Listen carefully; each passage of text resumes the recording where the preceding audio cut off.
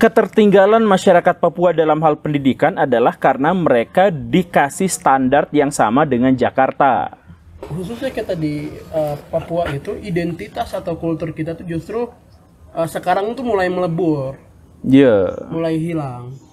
Awal mula peradaban orang Papua sampai ada di Papua itu kenapa? Asal mulanya bagaimana? Terus kenapa sampai terjadi berapa ragam suku, berapa ragam bahasa yang terjadi? Terus di Papua itu kan ada 7 wilayah suku adat terbesar. Jadi itu yang membagikan tentang cara penyelesaian konflik, terus cara bermasyarakatnya dengan 7 wilayah adat yang terbesar itu. Terlalu paksa Jakarta. Ketersinggungan kita tuh terjadi karena itu. Kita nih dari SD, dari kecil berusaha untuk mati-matian belajar tentang kalian. Terus kalian yang lebih maju di kota besar kayak gini, hampir rata-rata sampai sekarang juga megang gadget apa, tapi kok cara mandang kita tuh di Papua masih pakai koteka. Bro, saya di kota Jayapura sudah pakai baju, gayanya lebih bagus kayak gitu. Yang saya kaget adalah di atas mereka sangat menggubris dan pengen pendidikan itu seperti yang saya omongin. Tapi di bawah gak kayak gitu. Sampai yang paling keselin lagi mah, sumber air sudah kecek salah. Sumber air sudah kata. Jadi kita tidak mau cara berpikir seperti itu. Mandang Papua itu tentang tanah yang kaya, tentang wilayah yang wah luar biasa sumber daya yang bisa di ini, tapi ada manusia di dalam situ. Padahal ada orang-orang ini. Pertama sebelum kita berbicara tentang sumber daya yang itu, kita berbicara tentang manusia yang ada di situ, yang bisa menjaga sumber daya, yang bisa mengelola sumber daya, bagaimana. Jadi bisa memaksimalkan lah. Assalamualaikum Mbak Raya, saya hari ini menggantikan Pak Guru jadi host pembuka di sini. Iya, boleh. Hari ini sangat spesial karena kedatangan orang-orang hitam. Kedatangan abang-abang saya dengan Pak Guru juga. Saya juga hitam. Sudah mau datang ke channel saya. Oh iya. Ya udah masukin channel situ aja. Enggak apa-apa. Ceritanya orang Papua datang ke sini mau sandra Pak Guru ya. Mumpung di rumahnya. Oh, saya punya banyak pengawal. Maaf kalau gitu. Pak Guru pengen nanya dulu. Kita dulu yang nanya ya, Oke. Kita dulu yang nanya. Nanti sekali ya, Bang. Oke. Anggaplah kita ini murid yang bodoh lah, murid yang baru belajar. Saya kemarin mungkin sempat ngobrol Pak Guru cara sistem ngajarnya gimana gitu kan. Oh iya. Keluarin simpan buku, sok silakan yang mau tanya apapun nanti saya bukunya jawab. Bukunya buang aja sok yang sponsor buang. Jangan. Dong. Apapun yang mau ditanyain silakan. Nah, kalau seandainya Pak Guru disuruh ngajar di Papua, sistemnya bakal sama atau tidak? Pasti beda. Ya harus lihat kebutuhannya. Makanya saya kalau ngajar tuh nggak pakai buku, karena buku itu dibuat oleh seseorang 30 tahun yang lalu, 40 tahun yang lalu di satu tempat yang tentu saja tempat itu berbeda sama tempat-tempat yang lainnya.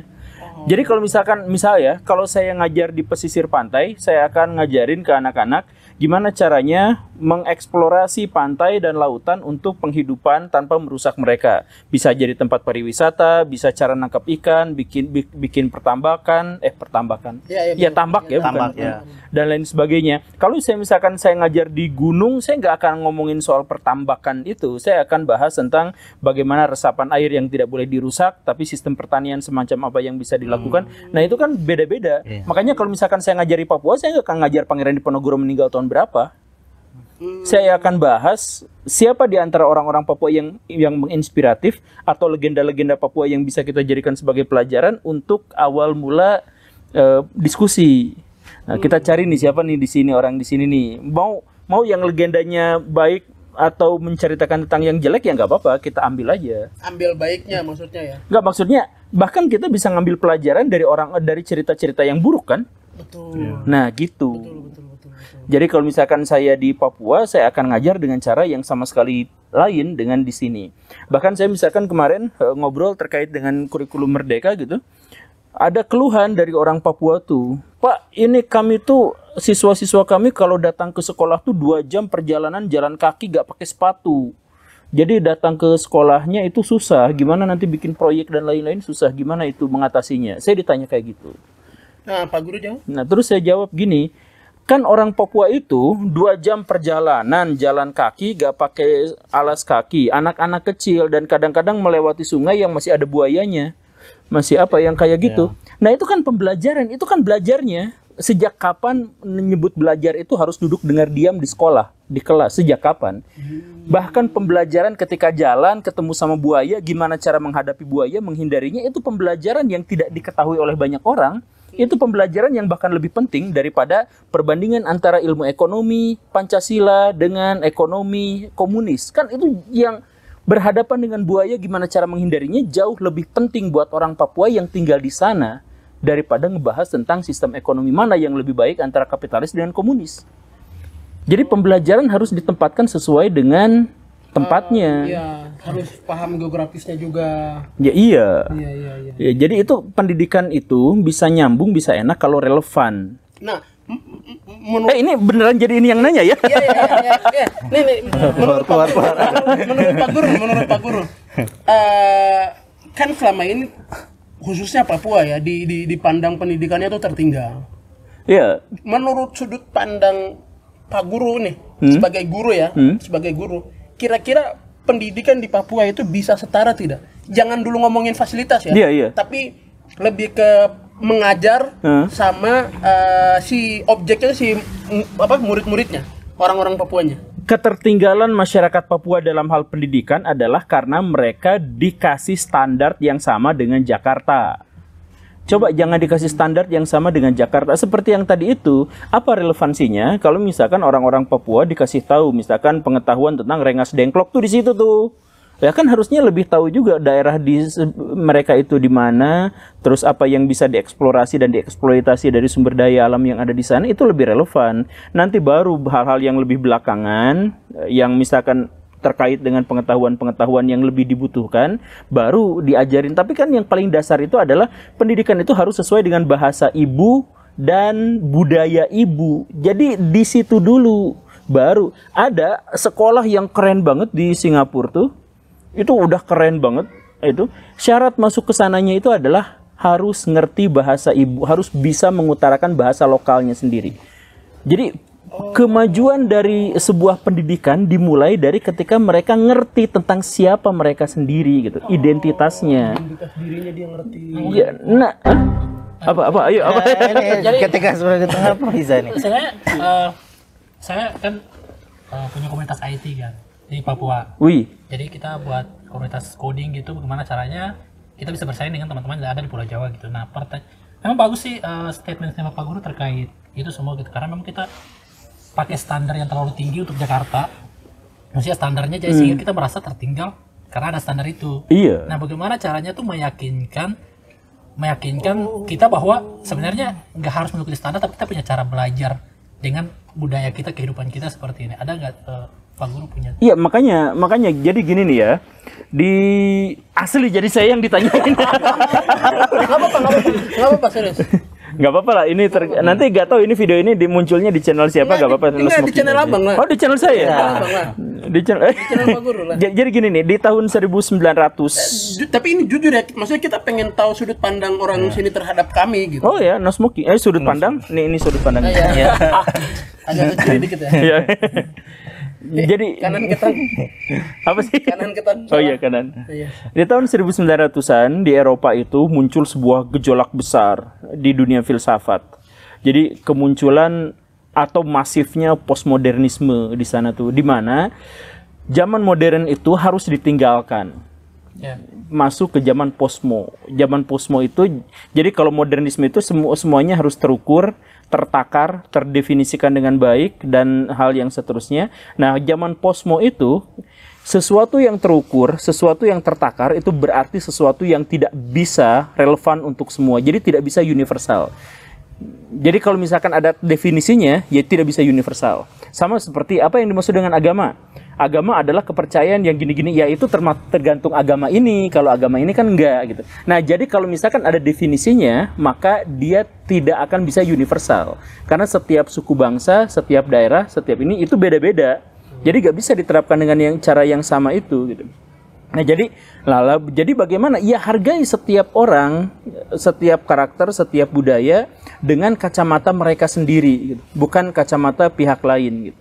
Jadi iya yang tadi itu, mana misalkan di zaman dulu ya, ada ilmu yang latar belakangnya itu sebenarnya buruk kelam. Ilmu antropologi itu latar belakangnya kelam, karena ilmu itu dibuat untuk menjajah, menghancurkan, mengambil alih. Awal mulanya itu. Nah, dalam ilmu itu tuh kacamatanya satu, kacamata penjajah melihat siapa yang terjajahnya. Nah, lambat laun ketika manusia sudah sadar, oh ini cara pandang yang salah, maka muncul studi-studi yang membantah itu semua. Jadi ada subaltern studies, kemudian ada orientalism yang Edward Said dan lain sebagainya, itu ngebantah, dan pada akhirnya sekarang kita harus memahamkan kepada orang di seluruh dunia, sudut pandang adalah hak milik dari setiap orang. Jadi gak boleh dipaksakan gitu.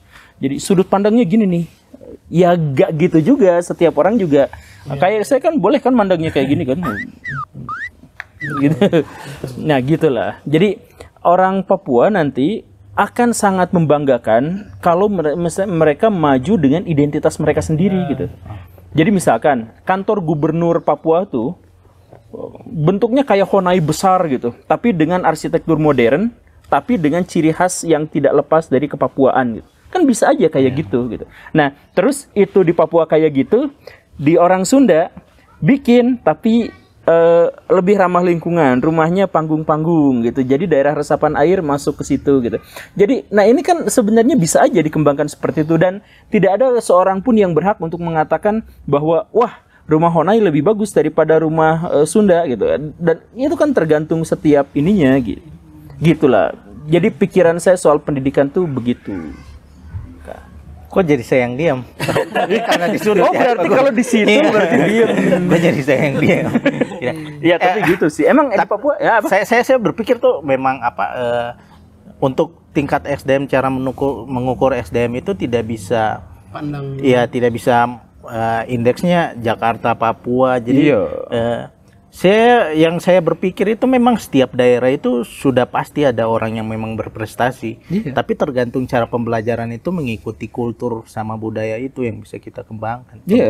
Itu karena sejauh ini makanya ketertinggalan itu diukur, Papua selalu tertinggal karena indeks yang diukur itu dari Jakarta. Tapi kalau indeks dipakai daerah pasti sama gitu. Kayak gini lah.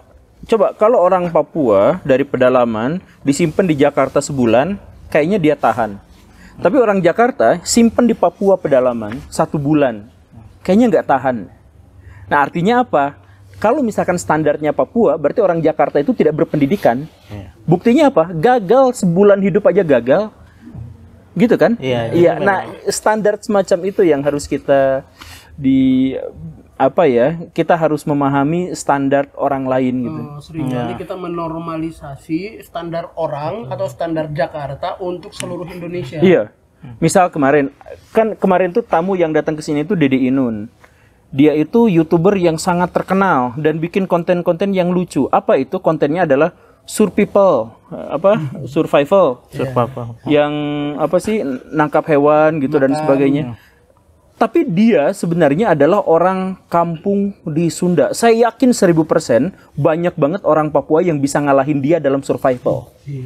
Tapi gak terekspos.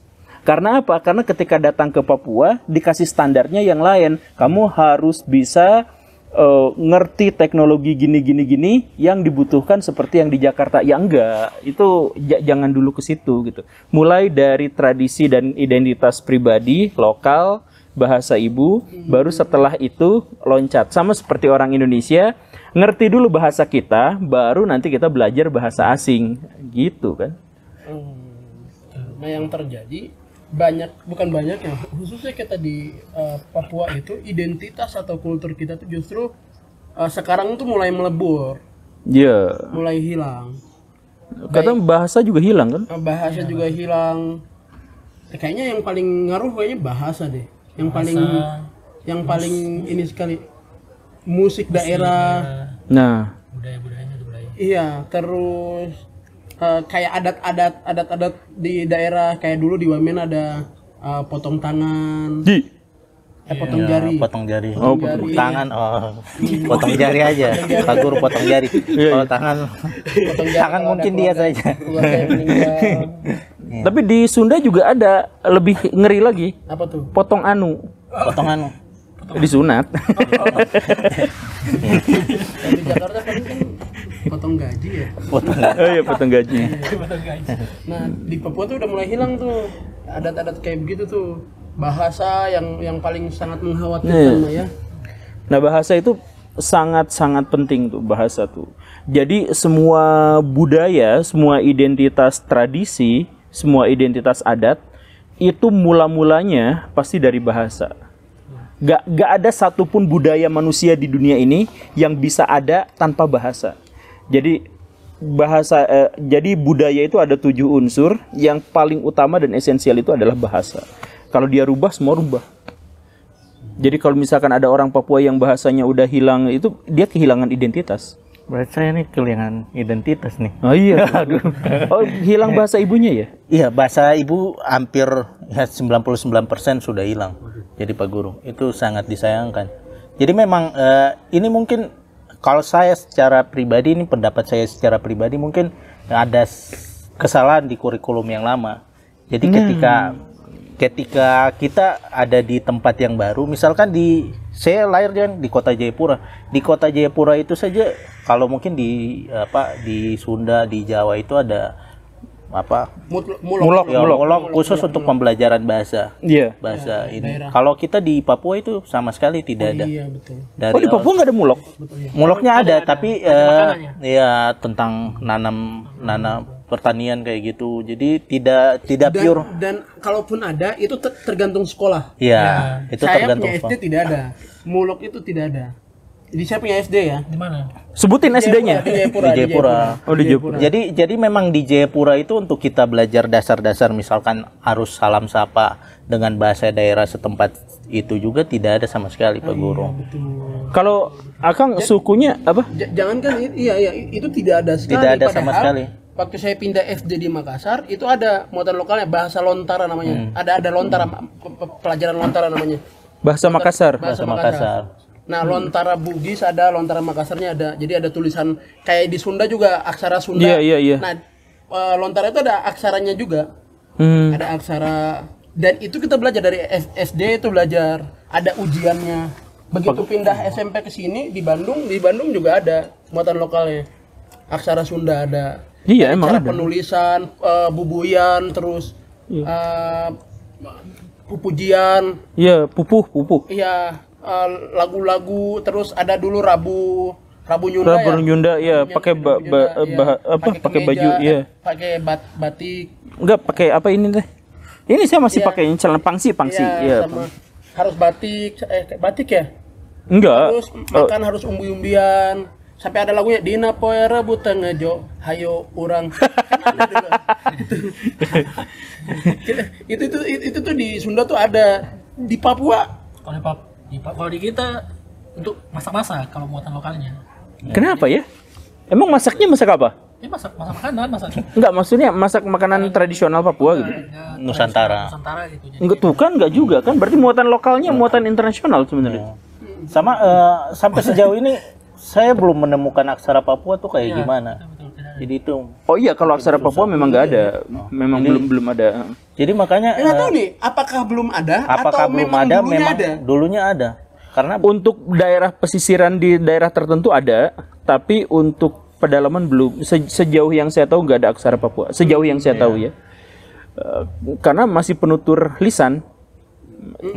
Masih penutur lisan. Ya makanya saya khawatir kalau misalkan hilang tuh, padahal itu kekayaan yang luar biasa tuh. Kita sombong-sombong ke dunia, kita salah satu negara dengan bahasa paling beragam di dunia, tapi bahasanya pada hilang gitu. Iya. atau disengaja gitu. Iya. Sekarang bahasanya mungkin Kenapa coba orang Papua punya bahasanya beda-beda banyak segitu banyak? Bagaimana? Ayo, kenapa coba? As di audiens. Mama, Pak Guru tanya, kenapa tuh bahasa beda? Kamu tahu kah? Kamu tidak tahu, aduh anak juga lebih tidak tahu lagi. Pak Guru sama Mama tidak tahu. Jadi memang pembelajaran begini Pak Guru itu sangat penting. Kenapa sampai di Papua itu banyak bahasa yang berbeda itu pas ketika kita dari SD sampai SMA, saya SD sampai SMA di Papua, tapi pembelajaran kayak gini kita tidak tahu. Sejarahnya sama sekali kita tidak tahu. Sedangkan kita malah dituntut untuk pembelajaran tentang Majapahit, Prabu Siliwangi. Nah, iya itu. Ini kedengeran banget sih. Kedengaran. Cek. Waduh. Terusin aja lah. Ada pengajian di belakang, terusin aja. Iya. Teman-teman, itu pengajian ya. Kita lanjut. Iya, pengajian nggak apa-apa. Jadi kita dituntut itu mungkin kurikulumnya salah memang pas dulunya. Mungkin kesini mungkin harus ada perbaikan. Enggak, tapi itu parah banget kalau itu emang nggak diajarin sama sekali. Tidak sama sekali diajarkan untuk awal mula peradaban orang Papua sampai ada di Papua itu kenapa, asal mulanya bagaimana, terus kenapa sampai terjadi berapa ragam suku, berapa ragam bahasa yang terjadi. Terus di Papua itu kan ada 7 wilayah suku adat terbesar. Jadi itu yang membagikan tentang cara penyelesaian konflik, terus cara bermasyarakatnya dengan 7 wilayah adat yang terbesar itu. Terlalu paksa Jakarta. Jadi, itu tuh kita tidak diberitahukan, tapi pendidikan yang dimuatkan di sana itu anak-anak kecil di sana harus tahu di mana Rengas Dengklok, Bukit Tinggi, terus Monas itu di mana? Padahal kita kan tidak butuh itu. Iya. Ya, Monas di mana? Di Jakarta? Sabodeting. Jangan mau naiknya Monas di Jakarta. Di mana orang mana sih? Iya, buat apa saya juga tahu? Nggak ngaruh ke hidup mah. Iya. Di Papua nggak ada Monas. Nggak ada. Oh iya. ada Monasnya. Ada Monasnya aja. Oh, emasnya aja, iya. Emasnya aja. Masih mentah ya? Iya, masih mentah. Tapi bukan untuk orang Papua itu buat dibawa kemana gitu nggak Buat tahu. dibawa ke Monas kan. Oh iya. Jadinya kita dipaksa untuk tahu Indonesia, tapi Indonesia itu tidak tahu kita. Iya. Nah, iya itu. Jadi itu Akhirnya- saya potong biar saya lagi ngomong. Oh iya berantem. Ini kasihan jadi wasit doang. Ini. Jadi sensitivitas kita itu karena kita dipaksa untuk mengetahui sejarah tentang Indonesia semua. Ketika kita datang ke Jawa, kok orang di luar Papua itu tidak tahu tentang kita. Terus Papua masih gini ya, kok gini ya. Makanya kita rasa tersinggung gitu. Ketersinggungan kita tuh terjadi karena itu. Kita nih dari SD dari kecil berusaha untuk mati-matian belajar tentang kalian. Terus kalian yang lebih maju di kota besar kayak gini, hampir rata-rata sampai sekarang juga megang gadget apa, tapi kok cara mandang kita tuh di Papua masih pakai koteka. Bro, saya di kota Jayapura sudah pakai baju gayanya lebih bagus kayak gitu.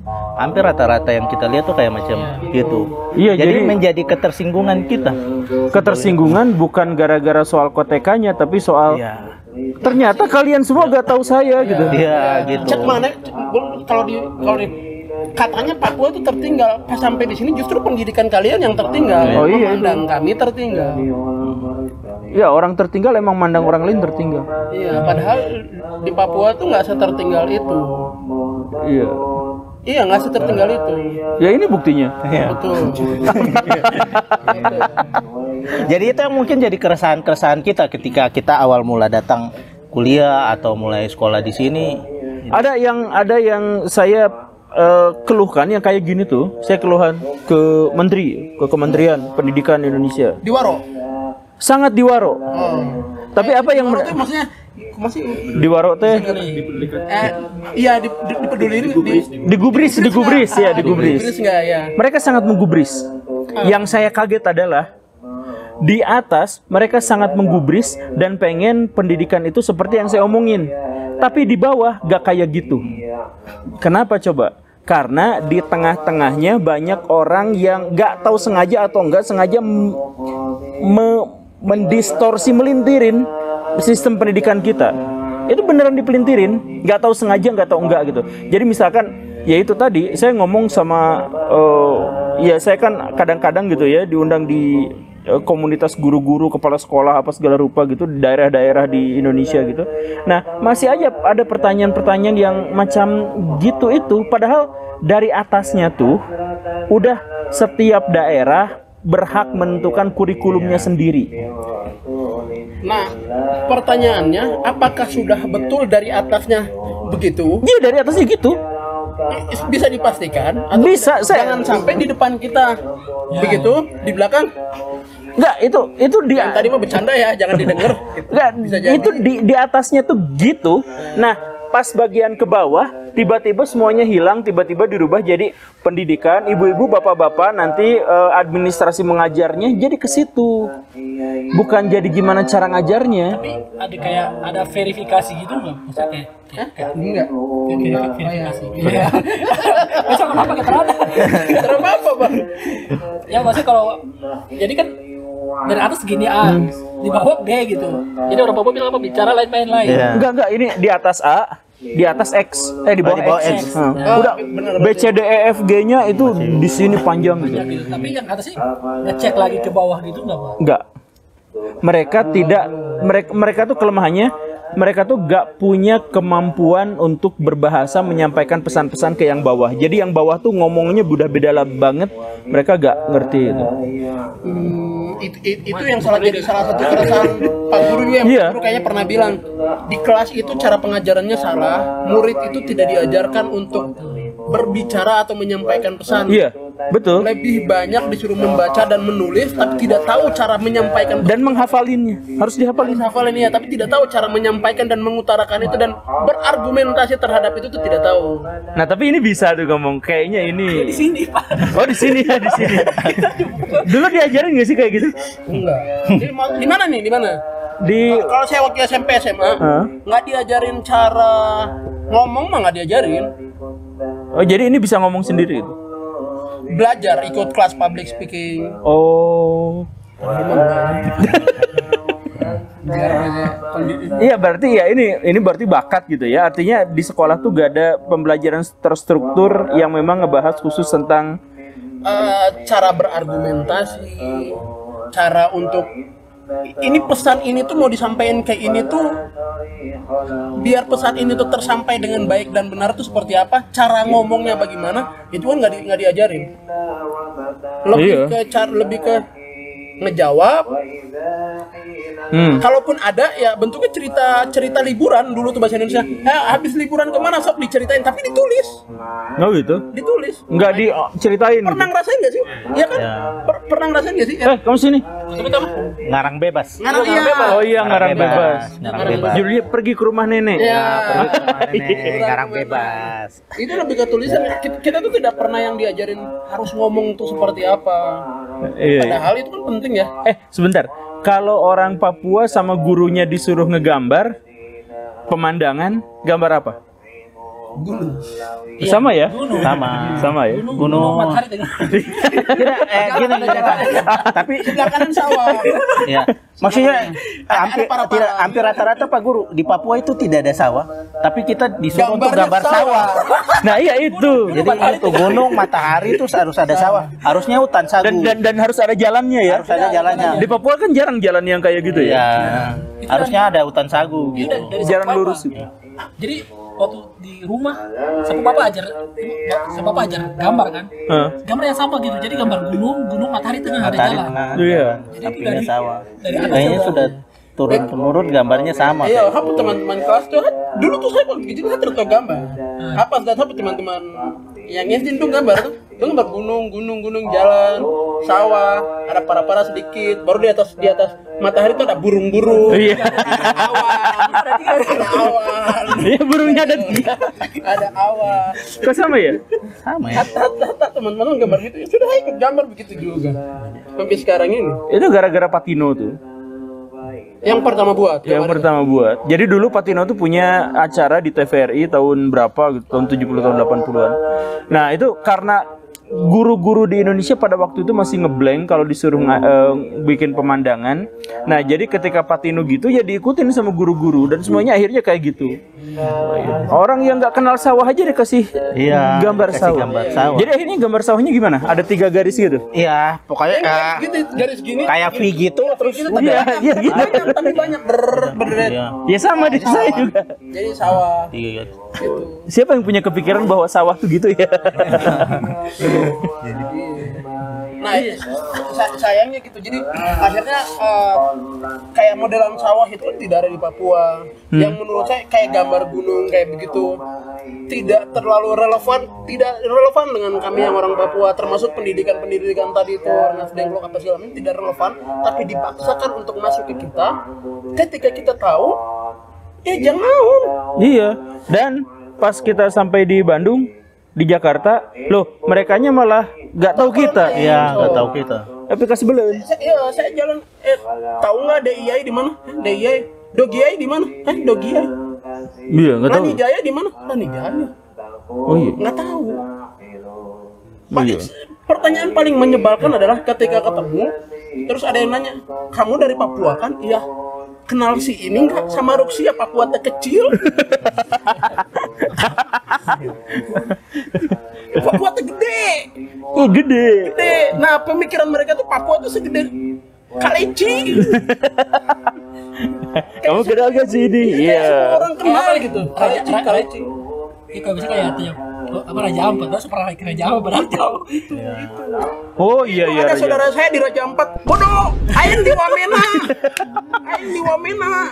Oh, emang Wamena ke Raja Ampat jauh? Enggak, deket segini. Di peta. Di peta segini. Kalau perjalanan berapa? Kudu naik pesawat jauh. Oh, naik pesawat. Naik pesawat, bener. turun di Sorong, harus naik speedboat lagi. 5 jam ya. Nah, kurang tahu tuh. Ferry atau ini Oh, bilang 5 aja jam. pulau. Jauh. Nah, orang tuh sering tuh bilang, ih, kamu ke Raja Ampat dekat nggak? Hah? Kamu ke Sorong dekat nggak? Ada saudara aku di Sorong. Bodoh. Mau usaha sih gitu. Bodoh. Ini kenapa jadi meledak-ledak kayak gini? Karena gini, mending kalau misalkan orang ketemu cuma satu orang gitu. Hampir Oh, setiap iya. orang yang ketemu tuh gitu. Iya, karena ada stereotip akhirnya. Sampai yang paling keselin lagi mah, sumber air sudah kecek salah. Sebenarnya sudah kata. Itu iklan dibuat di NTT. Iklan Oh, iya, iya. dibuat di NTT. Yang jadi sasaran kami orang Papua cek air NTT jeung Papua teh jauh. Tapi mirip kan? Dari apa gitu? Dikit. Oh, dikit. Mungkin Keriting-keritingnya ras- mirip. ras- Rasnya masih satu ras Melanesia. Jadi masih satu ras, satu rumpun Melanesia. Makanya masih sama ya. Papeda, Oh, makanannya juga sama? khas. Tidak, kalau NTT Maluku yang masih Tapi NTT ada beberapa yang papeda juga. papeda, iya. Itu Beberapa yang sudah arah-arah mau ke dekat Maluku itu masih makanan khasnya masih sama. Oh. Kalau Maluku ke Papua pesisir, papeda tuh. Tapi di NTT tuh ada masakan daging komodo. Di Papua nggak ada. Oh iya. Enggak sih. Oh iya. Enggak, itu kan hewan dilindungi, gimana Hewan bisa? dilindungi. Masa dipepes? Oh iya. Jadi rica-rica Pak Komodo. Gimana ya sate komodo ya? Tapi keresahan kita juga tuh Pak Guru, Ini tapi saya nanti semoga video ini kedengeran sama orang-orang yang inilah ya. Ya itu resah. Ya saya juga jadi resah akhirnya. keresahan kita juga tentang media. Media kadang itu mengangkat yang di Papua tuh yang agak buruk-buruknya. Iya, Jadi iya, tentang iya, betul. OPM, tentang daerah konflik. Tapi sejauh ini Papua tidak kayak begitu.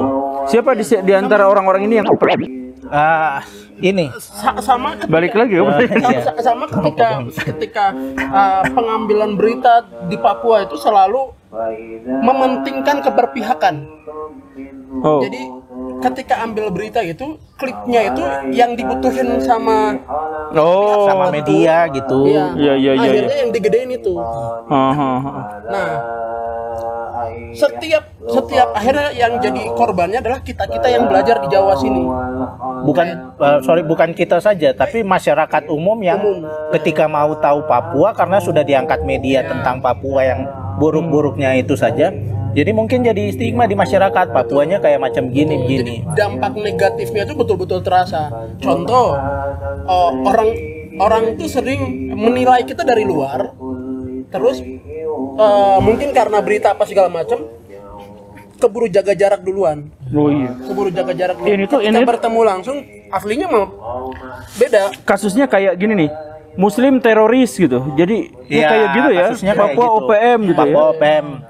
Ya padahal gak gitu. Iya. Gitu. Ya itu mah ada. Ya memang ada tapi gak mewakili semua juga gitu kan.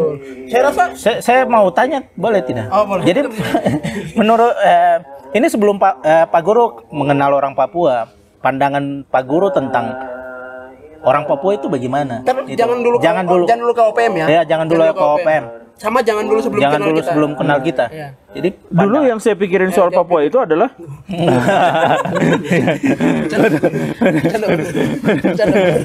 Bercanda, bagus. ini maksudnya dari kita nih pengen tahu. ya kalau saya pribadi saya tuh sebenarnya penasaran, tapi dalam pikiran saya soal Papua itu adalah wilayahnya luas, penduduknya dikit. Udah itu aja. Karakter orangnya. Kalau misalkan karakter orangnya, saya dulu belum punya gambaran apa-apa soal Papua. Yang saya gambarnya cuma lucu. Cuma lucu. Iya karena itu, karena maksudnya yang digambarkan tuh kalau ngomong tuh lucu kayak itu tuh. Oh iya. Ya kan di iklan-iklan tuh jadi lucu kan. Kalau di ini ya kayak gitu aja, sebatas itu aja. Kalau misalkan soal OPM dan sebagainya, saya sih nggak pikiran sampai jauh ke situ. Saya tuh justru malah kepikirannya tuh bukan sama orangnya, tapi sama wilayahnya.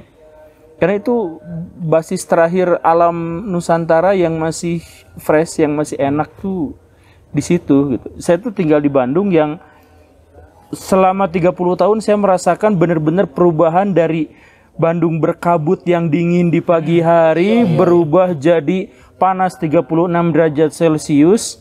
Nah, saya kepikirannya gimana saya ada di sini. Dan harapannya itu adalah Jangan sampai kejadian di luar Pulau Jawa kayaknya masih enak, masih hijau-hijau gitu. Saya lihat di Google Maps, wah masih hijau-hijau. Pas di zoom, hijau-hijaunya tuh bukan hutan, sawit dong. Pas di zoom tuh andai kelihatan. Pindah ke Kalimantan, hijau-hijaunya di pinggir-pinggirnya mulai hilang. Pas di zoom, waduh banyak pertambangan, banyak yang udah jadi gurun. Nah, saya khawatir banget kalau itu. Papua tuh masih hijau banget. Kalau misalkan terus saya lihat tuh itu tuh yang apa tuh Freeport tuh, itu kan di deket puncak kan? Ya. Putih-putihnya habis ya. Saljunya. Ya, salju abadi. Nah, saya prediksi 2026 kayaknya 2026 atau 2030. 2030. Ya 2030. 2030 habis kering. 26 kalau nggak salah. 26 ya? 26. Kalau nggak salah 26 sih. waduh. 26 habis. Berarti sekarang kita harus liatin terus sebelum dia. Ya, sebelum habis. Aduh, parah banget. Nah, itu saya gak terlalu kepikiran sama orang Papuanya, saya kepikiran soal wilayahnya yang Nah, itu cara berpikir Jakarta terhadap Papua itu gitu. Nah, iya. Berpikirnya wilayahnya, nggak mikirin orangnya, makanya banyak mati orangnya. Gak disebut ya. Pernah pengalaman ini. Kayak itu cara berpikir begitu. Orang-orang berpikirnya adalah Papua itu adalah tanah kosong, wilayah kosong. Iya, betul. Iya. Tidak ada manusia di sana. Tapi Belanda juga nganggapnya gitu dulu. Nah, cara berpikir itu yang tertanam di orang beberapa Beberapa banyak di antara Jadi kita tidak mau cara berpikir seperti itu. Mandang Papua itu tentang tanah yang kaya, tentang wilayah yang wah luar biasa sumber daya yang bisa tapi ada manusia di dalam situ. Padahal ada orang-orang Pertama sebelum kita berbicara tentang sumber daya yang itu, kita berbicara tentang manusia yang ada di situ, yang bisa menjaga sumber daya, yang bisa mengelola sumber daya bagaimana. Jadi bisa memaksimalkan lah. Tapi hampir rata-rata cara berpikir orang di luar itu yang kadang kita berpikir itu mereka sama Papua kaya ya. Papua banyak duit ya, tidak semua kayak hampir rata-rata sih pandangan penghasil orang. emas. Iya. Penghasil tembaga. Iya, emasnya buat orang kita gini-gini. Ya udah. Jadi kita ngobrol apa lagi sekarang? Jadinya saya mau Tapi ini semoga benar-benar kedengeran sama orang gitu ya. Ya, yang Harus sih. Saya maunya tuh Oh, iya, cara mandang orang terhadap Papua tuh bukan dengan kacamata Jakarta, tapi kacamata orang Papua itu sendiri gitu. Kacamata orang Papua. Jadi terkait apa yang dibutuhkan sama orang Papua. Jadi harus dengan kacamata orang Papua. Tapi di sini Kacamata orang Papua. Ya, kenapa ini orang Papua beda-beda wujudnya ini? Papua juga. Papua. Oh gitu ya. Di Otsus Papua. Papua kan punya Otsus, Otsus. Otsus. Dananya gede ya? Tapi di Freeport yang diambil lebih gede daripada dana Otsus. Oh gitu. Iyalah, jauh. Oh. Lebih gede dana yang diambil daripada yang dikasih ke Papua. Dari Freeport ya. Dari Freeport Oh, doang tuh. Belum yang oh. lain ya. Belum yang lain. Kan dikasih jalan. Hak kita sebenarnya itu. Iya. Kita Indonesia juga, Pak. Iya bener ya. Iya. Tadi mau ngomong apa? Iya, Jadi Otsus itu memang Otsus, bagus. Otsus. Otsus itu memang bagus. Buat dihabisin di Jakarta. Jadi pejabat-pejabatnya ngabisin semua dana Otsusnya di Jakarta. Saya tidak bilang. Dia yang bilang Iya. pencemaran nama buruk. Agak jahat sejarah. Karena memang saya Namanya Iya, udah buruk. namanya Saya tuh heran kalau pejabat-pejabat ngomong ini pencemaran nama baik. Emang kapan dia punya nama baik kan biasanya? Udah terkenal gara-gara korupsinya, terkenal gara-gara skandalnya, tapi dia ngomong ke orang ini pencemaran nama baik, dituntut lah. Siapa yang punya nama baik gitu. Tapi kita nggak sebut nama ya, Ya, kita sebut inisialnya aja gimana? Boleh. boleh. Ijal. Hah? Enggak, saya nggak ngomong gitu. Hah? Apa? Pejabat Apa Ijal. tadi tuh? Saya tidak bilang apa-apa. Kayak tadi Otsus. Otsus itu mungkin tadi Pak Guru kok orang Papua beda-beda. Beda. Di Otsus itu ada 3 golongan. Apa ya? Bukan 3 golongan. 3 golongan ya? Dibilangnya 3 golongan. Jadi ada orang Papua, ada OAP, orang asli Papua, ada orang yang lahir besar Papua, sama ada keturunan Papua. Itu disebut orang Papua. Nah, OAP itu saya OAP, kakak Nathan OAP, orang asli Papua, yang bapak ibunya itu Papua. asli orang Papua. Oh. Orang Papua. Salah satu orang tuanya ada yang orang Papua. Oh. Misal bapak atau ibunya orang Papua. Misal bapaknya orang Papua, mamanya orang Jawa. Nah, tapi ini perlakuannya beda gitu? Atau Tetap sama. Tetap sama. Ada yang orang lahir besar Papua tapi tetap orang Papua. Secara undang-undang Papua dianggap tetap dia orang Papua. Itu adalah orang Jawa, ras Jawa atau orang di luar Papua yang lahir besar di Papua. Itu dianggap orang Papua. Iya, Jadi berarti makanya tiga ketika itu. melihat orang Papua, kok ngaku orang Papua tapi beda? Oh gitu ya. Nah, karena itu tadi Menteri. kakak Menteri apa maksudnya? apa kopi? Tara. Kakak menteri. Kakak orangnya. Bukan, saya orang Papua sih. Iya. Dia orang Apa sih? Ngomong apa sih? Saya mulai jadi alien lagi di sini. Jokesnya internal banget ya. Jokesnya internal. Tapi ini sudah mau adzan Isya lagi sekarang. Tapi udah gak kedengeran ininya ya. Kita akhiri dulu aja lah. Tapi nanti kan kita ngobrol-ngobrol lagi. Saya yang datang ke markas sana ya. Siap. Kita bahas sesuatu yang lebih seru. Nah ya barusan lebih seru daripada yang sebelumnya. Itu saja Baraya, kapan-kapan kita Ngobrol, betul. ngobrol lagi. Dari kita Dari sini mungkin saya muncul di channelnya mereka. Ya tentu saja ngobrolin soal Papua, soal Indonesia dan sebagainya nggak ada habisnya. Makanya kita obrolin aja sampai bahwa setiap obrolan itu menghasilkan titik solusi, sampai di mana obrolan itu menginspirasi banyak orang untuk melakukan kebaikan dan perbaikan. Saya Guru Gembul disertai dikeroyok sama orang-orang Papua di sini dan orang-orang Cina di sana. Dan ada orang tidak jelas di sana. Pak Guru, tapi sebelum tutup dari kita terima kasih banyak sudah diundang ke sini. Mungkin ada kata-kata dulu? Pak Guru? Terima kasih banyak. Mungkin suara-suara kita ini bisa didengar. Maksudnya terkait tentang Papua, tentang apa yang menjadi keresahan. Ya, ini semoga didengar sama ini. Bisa jadi mewakili teman-teman yang lain tentang Papua. Amin. Ya, semoga harapannya tercapai semua. Dan kenapa gorengannya habis? Orang Papua yang makan. Assalamualaikum warahmatullahi wabarakatuh. Waalaikumsalam.